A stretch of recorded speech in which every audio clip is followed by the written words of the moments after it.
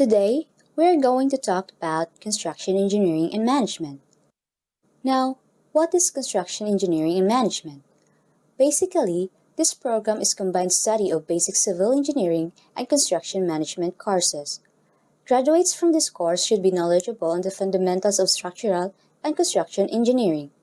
These fundamentals include design and analysis, material testing, and quality assurance, building systems, construction technologies, and surveying. Before we discuss its application, we must first discuss its history. In the early 1960s was the first introduction of graduate construction specialties. The history of construction engineering and management education closely follows the emergence of the construction industry as an economic force in the United States. Furthermore, a demand for construction project managers that has technical knowledge in areas such as physics and mathematics was started to be recognized in 1970s. But it was in the 19th century that construction management began to take shape to become the field it is now. It was then refined when the growing need for mass transportation starts to take place. The two men who have played prominent roles in the development of the principle of construction project management were Henry Gantt and Frederick Taylor. Gantt being famous for Gantt chart, which assisted in managing the project schedule, and Taylor's principle of scientific management, in which many of the ideas he developed are still used in the field of construction project management today. Over time, construction project managers have taken advantage of technological tools to better manage construction sites. The field has grown to the point where apps and tools are now created specifically for these professionals. Now let's talk about the examples. Burj Khalifa. Standing at 829.8 meters, the Burj Khalifa in Dubai is the tallest building in the world. The building was named in honor of the ruler of Dubai and President of the United States Arab Emirates, and its design was inspired by the patterns and structure of Islamic architecture. Next is the Brooklyn Bridge, which is one of the oldest bridges in the United States and was the first steel wire suspension bridge in the world. Completed in 1883, it connects the boroughs of Manhattan and Brooklyn by spanning the East River.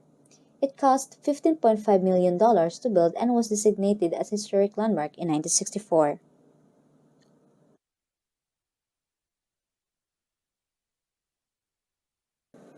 This one is the Great Wall of China. With a history of more than 2,000 years, the Great Wall of China is one of the greatest wonders of the world. The entire wall with all its different branches measure out at 13,171 miles in length. It is impossible to know exactly how much the wall would have cost to build, but modern calculation says it would be somewhere between 13 billion and 65 billion dollars. Up next is the Great Pyramid of Giza. The Great Pyramid of Giza is one of the seven wonders of the ancient world, and despite being the oldest, it remains largely undamaged. Many experts estimate that 5.5 million tons of limestone, 500 tons of mortar, and 8,000 tons of imported granite were used to make it. Experts also estimate that it would cost around $5 billion to build a replica today.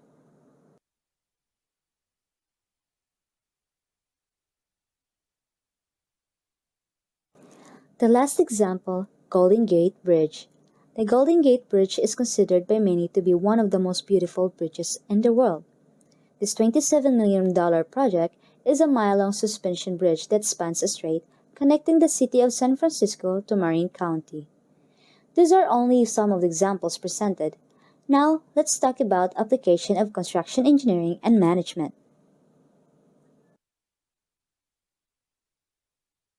The functions of construction management typically include the following: specifying project objectives and plans, including delineation of scope, budgeting, scheduling, and setting performance requirements, and selecting project participants.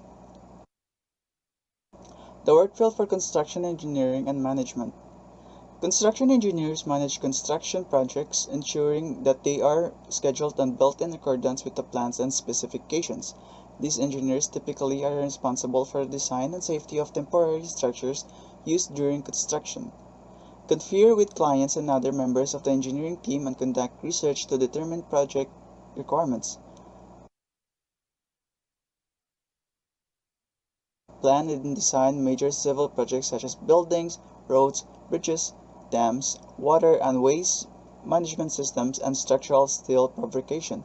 Supervise technicians, technologists, and other engineers and review and approve design, calculation, and cost estimates.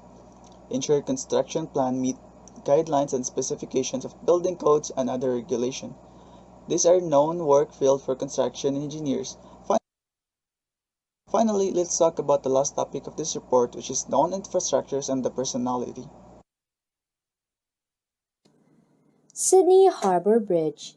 The personality behind this infrastructure is Engineer John Bradfield, aka Father of Modern Sydney. His other works include Cataract Dam and Burrinjuck Dam, Fort and Clyde Canal in Scotland. The personality behind this infrastructure is Engineer John Smithson, aka Father of Civil Engineering, as the first proclaimed civil engineer. His other works include Eddystone Lighthouse and bridges at Banff, Coldstream, Perth, and Scott. Eiffel Tower. The personality behind this infrastructure is Engineer Gustave Eiffel, who was well known for his works in ironwork bridges and train stations. Fun fact is that this infrastructure serves as a gate to an event and was supposed to be taken down after 20 years, but was denied since it became so popular. Now, that concludes our reporting.